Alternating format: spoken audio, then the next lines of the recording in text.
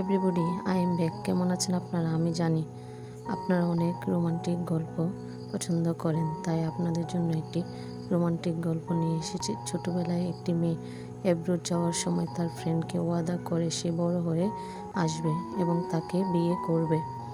তার সেই ছোট্টবেলার ফ্রেন্ড 25 বছর তার জন্য অপেক্ষা করে। এক সময় সে তাকে খুঁজে পায়। মেয়েটা তো ছেলেটাকে চিনতেই পারছিল না। এই পরিস্থিতিতে ছেলেটা কিভাবে মেয়েটাকে আবার নিজের প্রতি দুর্বল করে কিভাবে তার ভালোবাসার ফাঁদে ফালায় এবং তাকে নিয়ে সামনে এগিয়ে যায়, এই গল্পটা আমি জানি আপনাদের কাছে অনেক ভালো লাগবে। তাই এই গল্পটা আপনাদের মাঝে নিয়ে এসেছি। আশা করছি গল্পটা ভালো লাগলে একটা লাইক করবেন, একটা সুন্দর করে কমেন্ট করে দিবেন। তাহলে আর দেরি করব না, চলে যাচ্ছি মূল ভিডিওতে। গল্পের শুরুতে একটি মেয়েকে দেখিয়ে মেয়েটা সুন্দর ছিল, কিন্তু মেয়েটার কাজকর্ম তার বিপরীত ছিল। হ্যাঁ, মেয়েটার নিজের কিছু স্বপ্ন ছিল যা পূরণ করতে সে তার আম্মুজানের বিরুদ্ধে চীন শহরে চলে আসে এবং তার কাজিনের জন্য অপেক্ষা করে। তার কাজিন তাকে জানায় যে সে আসতে পারবে না, তার কিছু কাজ আছে, কিন্তু তাকে পিক করার জন্য সে একজনকে পাঠিয়েছে। আসলে যাকে সে পাঠিয়েছে সে তো তার থেকেও বেশি ব্যস্ত, যার কারণে সেও কিছুক্ষণ অপেক্ষা করে সুন্দরীকে না পেয়ে সেখান থেকে চলে যায়। হায়রে কপাল, এত সুন্দরী মেয়েটাকে পিক করার মতো কেউ নেই। ও আই এম সরি, আপনাদেরকেও মিস সুন্দরীর সাথে পরিচয় করানো হয়নি। সুন্দরীর নাম হচ্ছে কমরং, ওকে আমরা আদর করে কমনি বলবো। আর হ্যাঁ, এই বিজি পার্সনের নাম হচ্ছে শাওকিন। এরাই হচ্ছে আমাদের গল্পের মেন লিড কাপল। হ্যাঁ, আরেকটি কাপল আছে, তা আমরা পরে জানবো। কেউ কমরংকে নিতে না আসায় সে একাই সেখান থেকে যাওয়ার সিদ্ধান্ত নেয়, কারণ তার খুব ইম্পর্ট্যান্ট একটি কাজ রয়েছে যার জন্য তাকে 1 ঘন্টার মধ্যে সেখানে পৌঁছাতে হবে।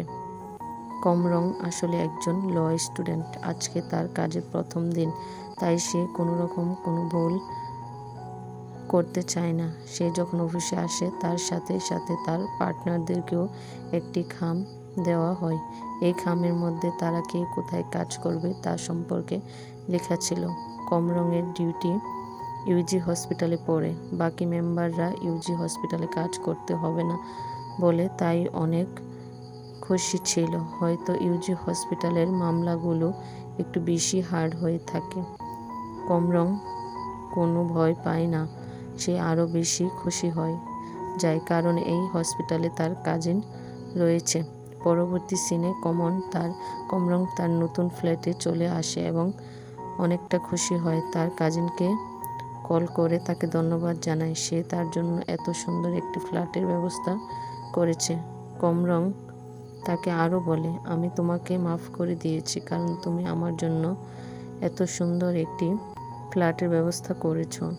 আর হ্যাঁ, আরেকটা খুশির বিষয়, আজ থেকে তোমার সাথে আমি কাজ করব। তোমাদের ইউজি হসপিটালে একটি কেসের দায়িত্ব আমার উপরে পড়েছে, তার জন্য খুব তাড়াতাড়ি আমরা কলিগ হতে চলেছি। কিছুক্ষণ পরে চিংচিং নামে একজন মেয়ে তার সাথে দেখা করতে আসে। তারা একজন আরেকজনকে দেখে অনেকটা খুশি হয়, কারণ তারা অনেক বছর পরে দেখা করছে।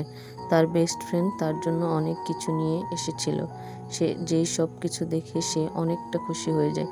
এদিকে শাওকিন খাবার তৈরি করে তার কুকুরকে নিয়ে খেতে বসে। তখন কুকুরটা বায়না ধরে সে খাবে না। শাওকিন বলে, তুমি যদি খাবারগুলো শেষ করে নাও তাহলে আমি তোমাকে নিয়ে বাহিরে যাব। তখন কুকুরটা খাবার খেয়ে নেয়। আর হ্যাঁ, কুকুরটার নাম হচ্ছে রাঙিনা, যাকে দেখে আমার সাথে সাথে আপনারও হয়তো ক্রাশ খেয়ে গেছেন। এরকম একটা কুকুর পেতাম, সত্যি কথা ভাই, জড়িয়ে ধরে সারাদিন আদর করতাম। পিক তুলতে তুলতে, বয়ফ্রেন্ড দিতে দিতে, স্টোরি মারতে মারতে একদম ফেসবুকের ওয়েবসাইটে ব্লক করে দিত। আর যাই হোক না কেন, মেন স্টোরিতে চলে আসে।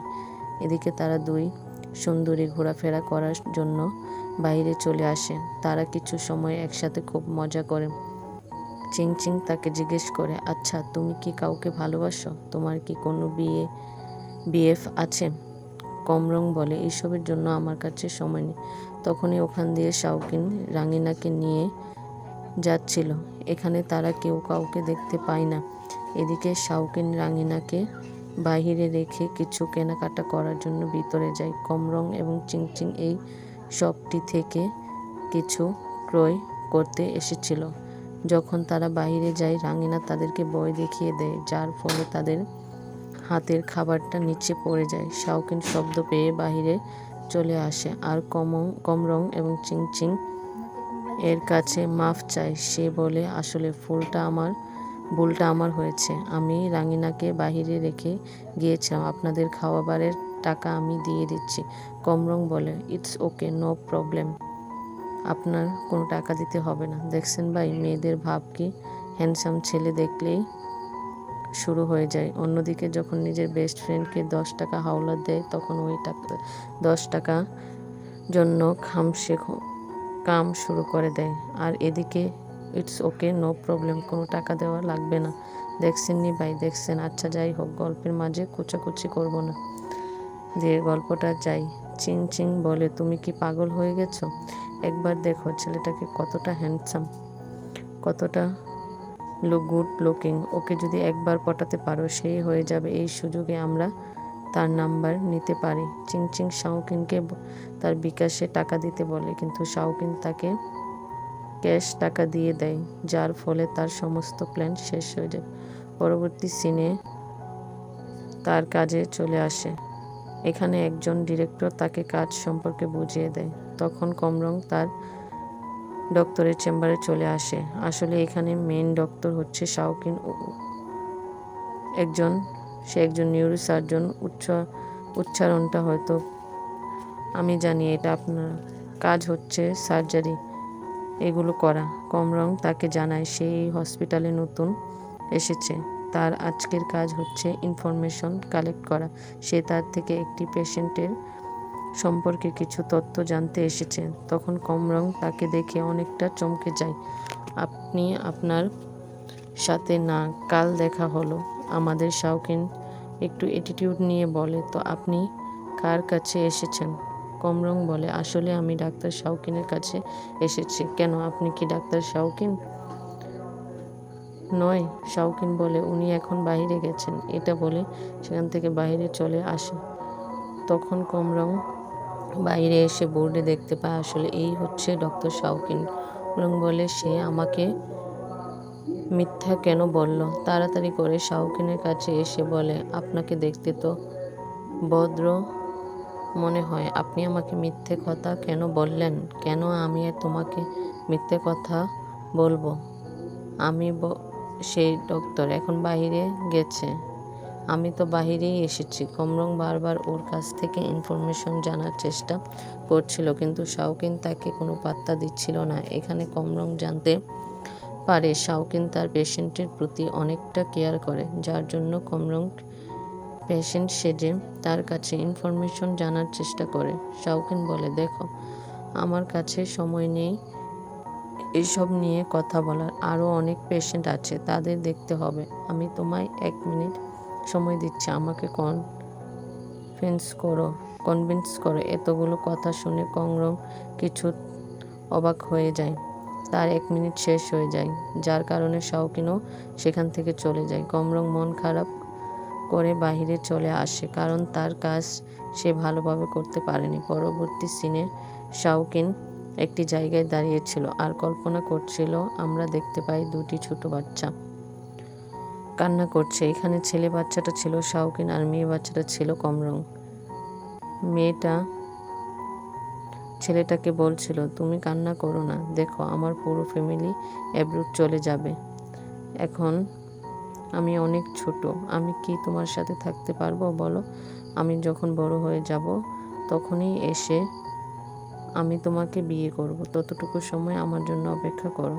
তখন মেয়েটার মা এসে মেয়েটাকে অ্যাব্রোডের উদ্দেশ্যে নিয়ে যায়।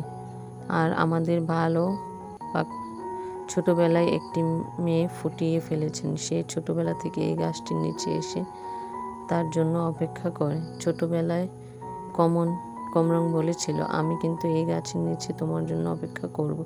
কথা মনে পড়ার সাথে সাথে সে দেখতে পায় গাছের নিচে একটি মেয়ে দাঁড়িয়ে আছে। হায় হায়, শাওকিনের হার্টবিট তো অনেকটা বেশি বেড়ে যায় এবং সে তাড়াতাড়ি করে সেখানে চলে যায়। এখানে সে দেখতে পারে এটা সেই মেয়েটা যে কিনা সারাদিন ধরে তাকে বিরক্ত করেছে। এটা দেখে সে যখন এখান থেকে চলে যাচ্ছিল তখনই কমরং বলে, আরে আপনি আসলে আই এম সরি, আমি আপনাকে আজ সারাদিন অনেক বিরক্ত করেছি। আর হ্যাঁ, আপনি হয়তো আমার নামটাও জানেন না, আমার নাম হচ্ছে কমরং। তখন শাওকিনের মনে পড়ে ছোটবেলার কমরং মাটিতে পড়ে কপালে একটি ব্যথা পেয়েছিল, যার কারণে ওর কপালে একটি দাগ হয়ে গিয়েছিল। সে তাড়াতাড়ি করে ওর কপালটা চেক করে তখন শাওকিন মস্তান হয়ে তাকে জড়িয়ে ধরে আর বলে, তুমি এত দেরি করে কেন হয়েছে? আমি তোমার জন্য কত অপেক্ষা করেছি তুমি কি জানো? কমরং অবাক হয়ে বলে, আচ্ছা তাহলে আপনাদের ওয়েলকাম করার সিস্টেমটা এমন? আপনারা সবাই কি নতুন কলিগদেরকে এইভাবেই ওয়েলকাম করেন? জড়িয়ে ধরে। আর আমি তো জানতাম না আপনি এখানে আমার জন্য অপেক্ষা করেছেন, আমাকে তো কেউ বলেনি। I am so sorry. শাওকিন মনে মনে বলে, এত আমার ছোটবেলার হারানো ভালোবাসা, এর কি কিছুই মনে নেই? এত আমাকে চিনতে পারছে না। আচ্ছা তুমি এখানে কেন এসেছো? কমরং বলে, একটু ঘোরাফেরা করার জন্য, কিন্তু আমি তো জানতাম না আপনি আমার জন্য এখানে অপেক্ষা করছেন। তখন শাওকিন অনেকটা মন খারাপ করে যে সে তাকে চিনতে পারছে না। তখনই কমরং সেখান থেকে চলে যায়।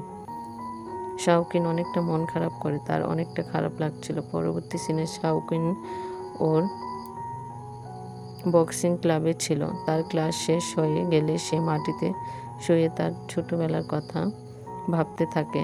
আমার হারানো ভালোবাসা আমি পেয়ে গেছি, এখন আমি তোমাকে নিজের করে নিব। অন্যদিকে কমরং তার বান্ধবীর সাথে কিছুক্ষণ গল্প করে এই তো সারাদিন যা যা হয়েছে তার সব কিছু তার বান্ধবীকে শেয়ার করে। তারপর সে বাড়িতে চলে যায় এবং তার বাবাকে নিয়ে কল্পনা করতে থাকে। তার বাবা ছিল একজন রয়, সে একজন ভালো উকিল ছিল। সে সবসময় সত্যের পথে চলতো এবং ভালো কাজ করত। কমরংও তার বাবার মতো হতে চায় এবং সৎ পথে চলে হালাল টাকা কামাতে চায়। আর তখনই সেখানে বিদ্যুৎ চলে যায়, যার ফলে সে অনেকটা ভয় পেয়ে যায় এবং তাড়াতাড়ি করে তার কাজিনকে কল করে, বলে আমার বাড়িতে বিদ্যুৎ চলে গেছে, আমার খুব ভয় করছে, তুমি তাড়াতাড়ি চলে আসো। অন্যদিকে কমরংয়ের কাজিন এবং শাওকিন একসাথে বসেছিল। কাজিন বলতে অনেকটা বিরক্ত লাগছে, গাইস তার জন্য ওকে আমরা ওর নাম ধরে ডাকবো, ওর নাম হচ্ছে জং। শাওকিনকে বলে, তুমি হঠাৎ করে আমার সাথে এত ভালো বিহেভিয়ার কেন করছে তা তো আমরা সবাই জানি। যাই হোক, যখনই জানতে পারে কমরং ভয় পাচ্ছে তাড়াতাড়ি করে ওখানে চলে আসে। গেটটা খোলার সাথে সাথে কমরং শাওকিনকে ওর কাজিন ভেবে জড়িয়ে ধরে আর ওকে খামচি দিয়ে বলে, তুমি এত দেরি কেন করলে? আর তুমি এত লম্বা কিভাবে হয়ে গেলে? তখন সে খেয়াল করে সে তো আসলে অন্য কাউকে ধরে রেখেছে। শরমের সাথে সাথে লজ্জায় সে ওখান থেকে দৌড় মারে। কিছুক্ষণের মধ্যে জং তার বাসার সমস্যা ঠিক করে দেয়। এদিকে শাওকিন কমরংকে জিজ্ঞেস করে, আচ্ছা তুমি কি এভাবে সবাইকে জড়িয়ে ধরো? কমরং কথাগুলো ঘুরিয়ে বলে, আমি শুনলাম বাড়িটা নাকি আপনার, আমার কাছে এই ফ্ল্যাটটা খুব সুন্দর লেগেছে। কমরং মনে মনে বলে, একবার আমার কাজটা তোমাকে দিয়ে করিয়ে নেই, তারপর তুমি বুঝতে পারবে আমি কি জিনিস। আসলে গাইস ব্যাপারটা কিছুটা এমন হয়েছে, মাসটা শেষ হয়ে মেয়েদের টাকার প্রয়োজন হয়, তখন তারা জামাইয়ের সাথে নতুন কথা শুরু করে। যখন টাকাটা নেওয়া হয়ে যায় তারপর থেকে মাসের শেষ অবধি ঝগড়া চালিয়ে যায়। থাক দুষ্টমি ফাজলামি বাদ দিয়ে ভিডিওর মধ্যে চলে যায়। শাওকিন তখন বলে ওঠে, এসব কিসের তো? তোমার জন্যই। হ্যাঁ, বুঝলাম না। আসলে আমি বোঝাতে চাচ্ছি তুমি তোমার নিজের ভেবে সব কিছু ব্যবহার করতে পারো। আচ্ছা, যাই হোক না কেন, তোমার মধ্যে আমাকে অ্যাড করে নাও। তোমার কোনো কিছু প্রয়োজন হলে আমাকে বলতে পারো। কমন বলে তাকে। কমন বলে, কেন আমি আপনাকে কেন অ্যাড করব? জং আছে। আমি জংকে সব কিছু ভুলভাল গোছাতে থাকে। শেষমেশ যখন রাজি করতে পারছিল না, তখন তাকে বলে, তুমি আমাকে উইচে অ্যাড করে নিলে আমি তোমাকে ওই পেশেন্টের ব্যাপারে সব ইনফরমেশন দিয়ে দেব। তখন সে না চাইতেও তাকে উইচে অ্যাড করে নেয়। শাওকিন সেখান থেকে যাওয়ার সময় তাকে বলে, সকাল ভোর 5টায় রেডি হয়ে গ্রিন গার্ডেন চলে এসো, সেখানে আমাদের কথা হবে।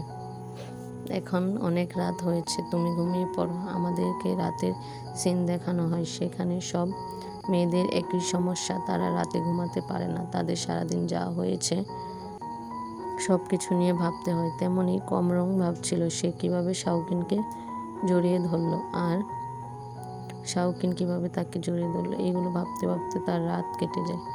সকালে উঠে শাওকিনের বলা জায়গায় চলে আসে। তখন শাওকিন তাকে একটি ড্রেস দেয় এবং তার নিজ হাতে তার জুতার ফিতা বেঁধে দেয়।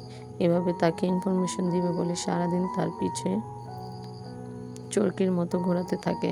কমরং এভাবে সারাদিন ওর পিছে ঘুরে ঘুরে বুঝতে পারে শাওকিন ওর কাজ নিয়ে অনেকটা সিরিয়াস। শাওকিন এটা ভাবে যে সে যদি 1 মিনিট একটা পেশেন্টকে দেয় তাহলে পেশেন্টটা তাড়াতাড়ি করে সুস্থ হয়ে যাবে। তার জন্যই সে তার সব সময়গুলোকে নষ্ট করতে চায় না। অন্যদিকে চিংচিং অনেকটা ডিপ্রেশন ছিল, কারণ তার দোকানের কাস্টমার ছিল না, তার দোকানে বেচা কেনা হচ্ছিল না। সে মনে করে দোকানটা অনেক ছোট, তার জন্য সে পাশের দোকানের সামনে তার কিছু টেবিল লাগিয়ে দেয়। অন্যদিকে আমাদেরকে হিরো এবং নায়িকা একসাথে খাবার খাচ্ছিল। তখনই আমাদের হিরোর কাছে একটি কল আসে। সে জানতে পারে তার একটি অপারেশন রয়েছে। সে তার খাবার না খেয়ে সেখান থেকে দূরে চলে যায়। এটা দেখে আমাদের হিরোইন তো পুরোপুরি ইমপ্রেস হয়ে যায়। এদিকে চিংচিং রান নামে একটি ছেলের সাথে ঝগড়া করছিল। রান হচ্ছে শাওকিনের ভাই। রান বলে, আমার পারমিশন ছাড়া তুমি এখানে দোকান লাগাতে পারো না। তখন চিংচিং একটু ইমোশনাল হয়ে বলে, দেখো একটু বোঝার চেষ্টা করো, আমার অনেক বেশি কাস্টমার, তাই আমার একটু জায়গার প্রয়োজন ছিল। আচ্ছা, সমস্যা নেই, তুমি এখান থেকে এসে প্রতিদিন আমার হাতে ফ্রি খাবার খেতে পারো। রাং তখন সেখান থেকে চলে যায়। কিছুক্ষণ পর রাঙিনাকে নিয়ে আসে এবং সব কাস্টমারদেরকে ভয় দেখাতে থাকে, যার ফলে সব কাস্টমাররা সেখান থেকে চলে যায়। এটা দেখে চিংচিং অনেকটা রেগে যায়। অন্যদিকে আমাদের এই হিরো অপারেশন শেষ করে বাইরে এসে দেখতে পায় তার হিরোইন তার জন্য অপেক্ষা করছে এবং বসে বসে ঘুমিয়ে পড়েছে। সে তখন আস্তে আস্তে গিয়ে তার পাশে বসে পড়ে, ঠিক যেভাবে ছোটবেলায় তারা দুজন একসাথে বসতো। আর তখন পিছন থেকে জাং চলে আসে এবং তার বসকে একটি মেয়ের সাথে বসতে দেখে পিছন থেকে ছবি তুলে নেয় এবং তা পুরো হসপিটালে সবার মাঝে ছড়িয়ে দেয়। এদিকে তাদের ঘুম শেষ হলে তারা দুজনেই একজনকে দেখে অনেকটা শরম পায়। তখন কমরং শাওকিনকে খাওয়ার জন্য বাইরে নিয়ে আসে। এখানে শাওকিন তার ছোটবেলার ভালোবাসার সাথে ডিনার করতে পেরে অনেকটা খুশি ছিল। এখানে চিংচিং এর খাবার অনেক বাজে ছিল, এমনকি অনেকটা ঝাল ছিল, যার ফলে ওদের দুজনে 12টা বেজে যায়। তখন কমরং বলে, আমি একদমই ঝাল খেতে পারি না, আমার মনে হচ্ছে আমি তো মরেই যাব। তখন শাওকিন অনেকটা চমকে যায়, কারণ ছোটবেলায় সবাই তাকে অনেক বুলি করতো। একদিন তাকে কিছু ছেলেরা ধরে অনেক ঝাল স্যান্ডউইচ খাওয়াচ্ছিল। তখন কমরং এসে তাকে বাঁচিয়ে নেয়। আর কমরং দেখতে পায় শাওকিন অনেক ঝাল খেয়ে তার অবস্থা 12টা বেজে গেছে। তার জন্য কমরং সেখানে ঝাল স্যান্ডউইচটা খেয়ে নেয়। কমরংয়ের এখানে অনেকটা ঝাল লাগছিল।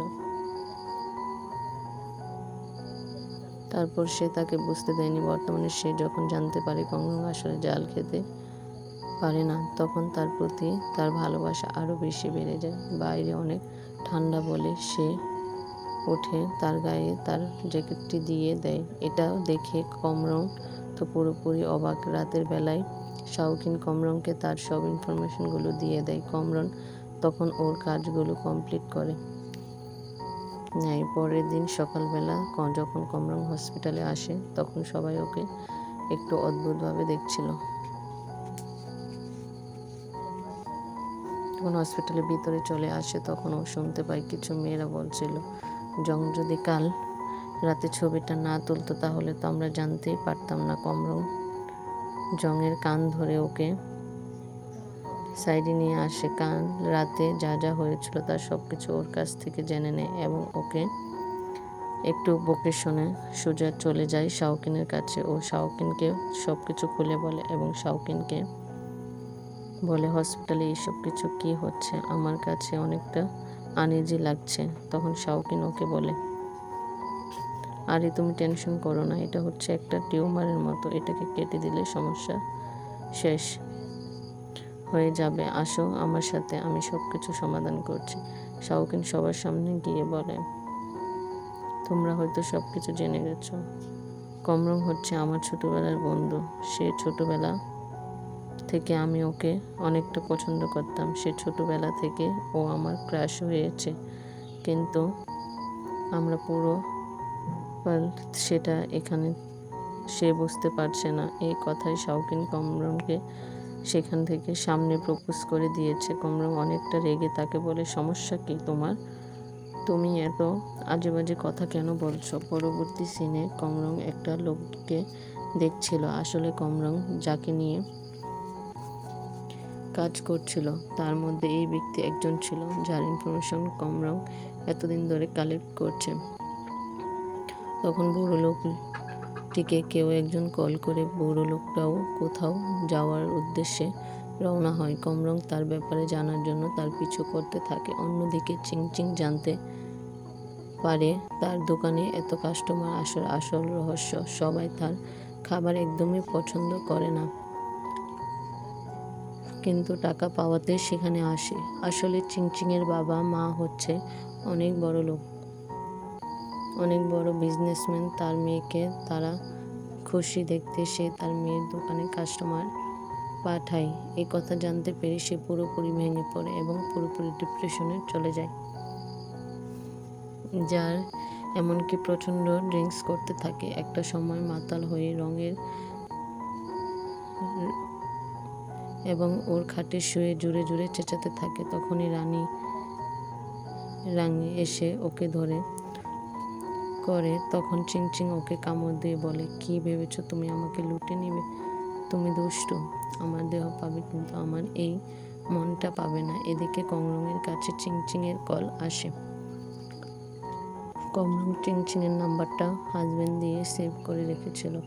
কমরং শাওকিনকে বলে, আমার হাজবেন্ড আমাকে কল করেছে, আমাকে এখনই যেতে হবে। শাওকিন তো পুরোপুরি হয়ে যায়।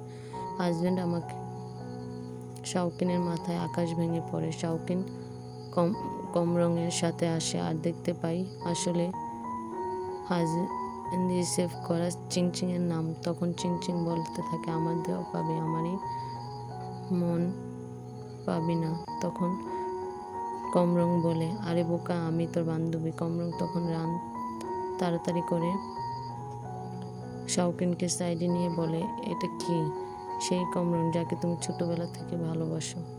শাওকিন একটু মুচকি হেসে বলে, হ্যাঁ, আমি আমার ছোটবেলার হারানো ভালোবাসাকে পেয়ে গিয়েছি।